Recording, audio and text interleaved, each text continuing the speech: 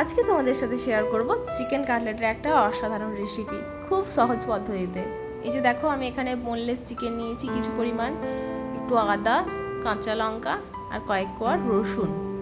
এটা সুন্দরভাবে একটা পেস্ট বানিয়ে নেব, কোনো জল কিন্তু এখানে অ্যাড করা যাবে না। তো এই যে দেখো, একটা ঘন পেস্ট বানিয়ে নিয়েছি, ব্যাস হয়ে গেল। আর কোনো কিন্তু এক্সট্রা জল কিন্তু এখানে আমি দিইনি।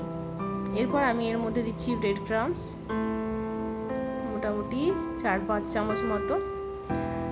আর এখানে নিয়েছি একটা পেঁয়াজ কুচি করে নিয়েছিলাম সেটা, লঙ্কার গুঁড়ো, গোলমরিচের গুঁড়ো, এইখানে নিলাম একটু সয়া সস, তোমরা চাইলে এখানে লঙ্কা কুচি ব্যবহার করতে পারো।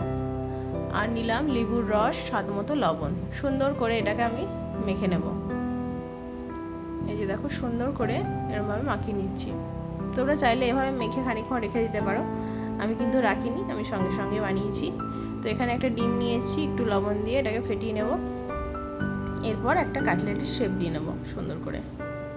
এই যে দেখো, একটা ছুরি দিয়ে বা হাতেও বানিয়ে ফেলতে পারো। তো এরকমভাবে একটা কাটলেটের শেপ দিয়ে নিয়েছি, ব্যাস। এই যে দেখো, সুন্দর করে হয়ে গেল। এরপর দেখো, এখানে ব্রেড ক্রাম্বস নিয়েছি, আর এই যে প্রথমে ডিমে চোবাবো, এরকমভাবে ডিমটা মাখিয়ে আর ব্রেড ক্রাম্বস মাখিয়ে নেব। চাইলে তোমরা ডবল কোটও করতে পারো, আমি এখানে সিঙ্গেল কোটই করব। এই যে এরকমভাবে, ব্যাস হয়ে গেল।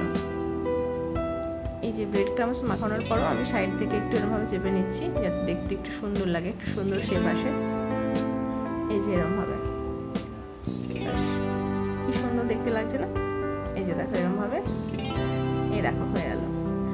তো এই যে এখানে এবার আমি তেল বসিয়ে ফেললাম, সাদা তেল দিয়েছি এখানে। এরপর কাটলেটগুলোকে মোটামুটি 4টে একসাথে এরকমভাবে দিয়ে ভেজে নিচ্ছি। আরেকটাও দিয়ে দিলাম যেহেতু জায়গা ছিল। তো এরকম উল্টে পাল্টে কম আঁচে করে এগুলো কিন্তু ভেজে ফেলতে হবে।